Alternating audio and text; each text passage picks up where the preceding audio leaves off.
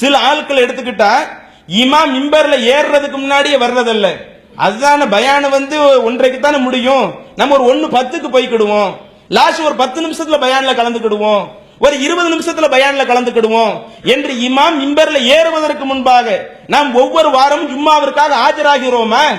அப்ப ஜும்மா தொழுக வேண்டும் என்பதை புரிந்திருக்கிறனா?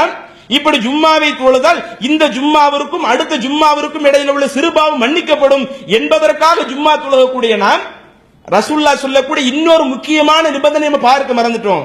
என்ன முக்கியமான நிபந்தனை அல்லாஹ்வுடைய தூதர் சொல்றாங்க? நாம் முஸ்லிம் போன்ற ஹதீஸ் கிரந்தங்கள்ல ஒரு செய்தியை பார்க்கிறோம். இதா கான யௌமுல் ஜும்அத்தி, ஜும்மா நாள் வந்துவிட்டால், கான அலா குல்லி பாபின் மின் அபுவாபில் மஸ்ஜித் மலாயிகத்துன், பள்ளி வாசல்ல பல வாசல்கள் இருக்குதுன்னு வைங்க, ஒவ்வொரு வாசலிலேயும் மலக்குமார்கள் இருப்பார்கள். அல்லாஹ்வுடைய தூதர் சொல்லக்கூடிய நபிமொழி, முஸ்லிம்ல பதிவு செய்யப்பட்ட ஆதாரப்பூர்வமான செய்தி. ஜும்மா நாள் வந்துருச்சுன்னா உள்ள மக்கள் உள்ள வரக்கூடிய பாதை இருக்குதா இல்லையா, வாசல், ஒவ்வொரு வாசல்ல மலக்குமார்கள் இருப்பாங்க. அந்த மலக்குமார்கள் என்ன செய்வார்களாம்? யக்துபூனல் அவ்வல ஃபல் அவ்வல், யார் அந்த ஜும்மாவிற்கு ஆரம்பத்தில் வர்றா அவங்கள பதிவு செய்வாங்க, அதுக்கு அடுத்து வரக்கூடியவங்க யாரு அவங்கள பதிவு செய்வாங்க.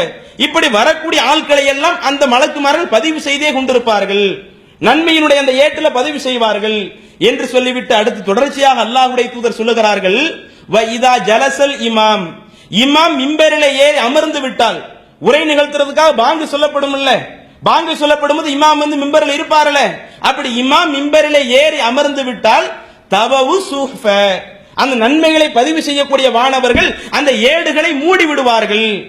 ஏடுகளை மூடி வஜாஉ யஸ்மஊன ذிக்ர், அங்கே பேசப்படுகிற அந்த உரையை செவிசாய்ப்பதற்காக அந்த வானவர்கள் வந்து விடுவார்கள் என்று அல்லாஹ்வுடைய தூதர் குறிப்பிடுறாங்க.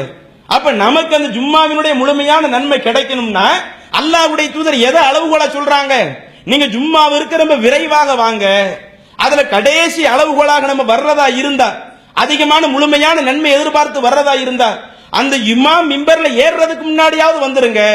அப்படி இமாம் மிம்பர்ல ஏறின பிறகு ஒருவர் கலந்து கொள்ளும் பொழுது வானவர்கள் நன்மையினுடைய ஏட்ட மூடிடுறாங்க என்று அல்லாஹ்வுடைய தூதர் சொல்றாங்களே.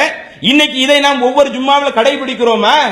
இதற்கு கூடுதல் முக்கியத்துவம் கொடுக்கக்கூடிய ஆட்களா இருக்கிறோமா? நம்ம லாஸ்ட் ஒரு 10 நிமிஷம் பயான கேட்டுக்குவோமே, 20 நிமிஷம் பயான கேட்டுக்குவோமே, அந்த 20 நிமிஷம் பயான் நமக்கு போதுமானது என்று எண்ணி இன்னைக்கு இதுல கூட தாமதிக்கக்கூடிய ஆட்கள் இருக்கிறாங்களே. அப்ப இந்த அமல்கள்ல கூடுதல் முக்கியத்துவம் காட்ட மாட்டேங்கிறாங்க.